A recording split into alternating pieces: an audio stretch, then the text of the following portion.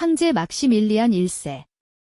신성 로마 제국의 황제 막시밀리안 1세는 예술을 깊이 사랑하고 아끼던 군주로 뒤로 또한 그를 주제로 한 판화와 대생, 타블로 작품을 여러 차례 남겼다. 막시밀리안이 세상을 떠난 것은 1519년 1월 12일이었기에 이 초상화는 그의 죽음 이후에 그려졌음이 분명하다.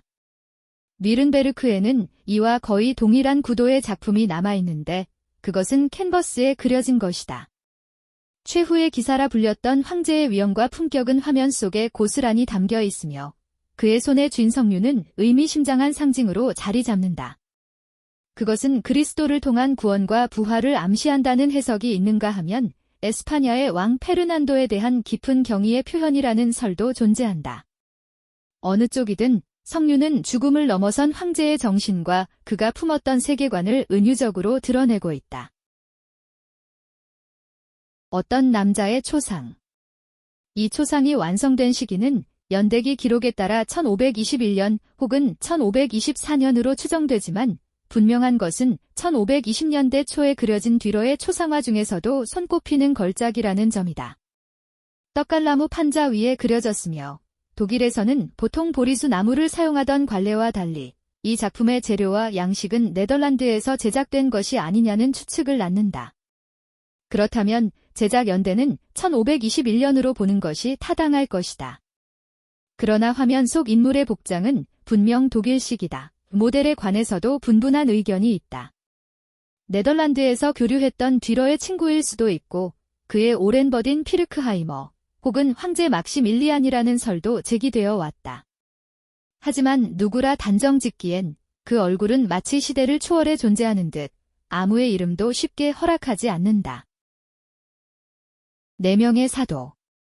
이탈리아 르네상스의 장엄한 인체 표현과 독일 특유의 강인한 내면성, 그리고 깊은 신앙적 성찰이 절묘하게 어우러진 이 작품은 뒤러 만년의 결정적 걸작으로 평가받는다. 화면에는 왼쪽부터 요한, 베드로, 바울로, 마르코가 차례로 서 있으며 이 가운데 본래 그리스도의 사도로 알려진 인물은 처음 3사람뿐이다. 당대 유럽 지성계에서 활발히 논의되던 진간의 4가지 기질과 이 4인물이 각각 대응된다는 해석은 이미 그 시절부터 제기되어 왔다. 한편 이 작품이 원래는 제단화의 양쪽 날개를 이루는 구상으로 제작되었으나 그 중심부는 전해지지 않고 있다는 설도 있다. 4인물의 발미되는 디모테오서, 마르코 복음서, 그리고 그 외 신약성서의 경고들이 새겨져 있다. 그 문장들은 거짓 예언자와 위선자의 등장을 경계하며 믿음과 진리의 길을 잃지 말 것을 강하게 호소한다. 이처럼 그림 속 4사도의 존재는 단순한 인물 묘사를 넘어 진리를 수호하려는 경건한 메시지로 우리에게 말을 건넨다. 히에로니무스 홀츠슈어. 히에로니무스 홀츠슈어는 뉘른베르크 시의회의 일원이자 한때 시장을 지낸 인물이다. 초상이 그려진 당시 그는 57세였으며 뒤러가 다녀온 15만 2021년의 네덜란드 여행은 초상화에 있어 풍성한 결실을 안겨주었다. 말년에도 그는 이 작품에서처럼 깊은 통찰이 담긴 인물화를 몇 점 더 남겼다. 붉고 살이 찐 얼굴에는 삶의 무게가 스며 있고 날카롭게 빛나는 시선은 그가 걸어온 세월을 증언한다. 머리카락과 수염은 섬세한 분놀림으로 그려져 마치 그의 내면을 만질 수 있을 듯 생생하다. 이 정밀한 묘사는 독일적 기질이 응축된 인물상의 전형이라 할 만하다. 같은 해에 그려진 야콥 무테르의 조용하고 온화한 인상과 달리 이 초상은 강한 의지와 내면의 긴장감이 응축되어 있다. 그 안에는 르네상스의 이상이 살아 숨쉬며 정신과 육체가 균형을 이루는 한 인간의 형상이 당당히 서 있다. 요한 클레베르거의 초상. 4명의 사도와 더불어 이 초상은 뒤러가 남긴 최후의 작품 중 하나로 꼽힌다. 원형 메달 형식의 틀 안에 그려졌지만 도판 23에서 보이던 정밀한 세부 묘사와는 다른 결을 지닌다.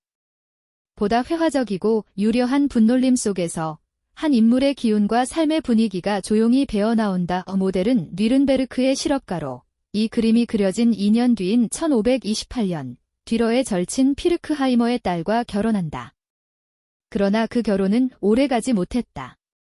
며칠 뒤 그는 아내 곁을 떠났고 이후의 삶은 프랑스 리옹에서 이어진 것으로 전해진다. 화면 오른편 가장자리에는 로마 숫자로 표기된 그의 나이가 적혀 있고 그 옆에 신비로운 기호는 왼쪽 위에 있는 별표와 뱀과 같은 형상과 함께 배치되어 있다.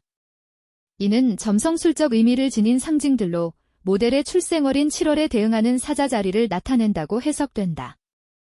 인물화 속에서 한 사람의 생애와 운명이 마치 천상의 기호처럼 은밀히 스며들어 있다.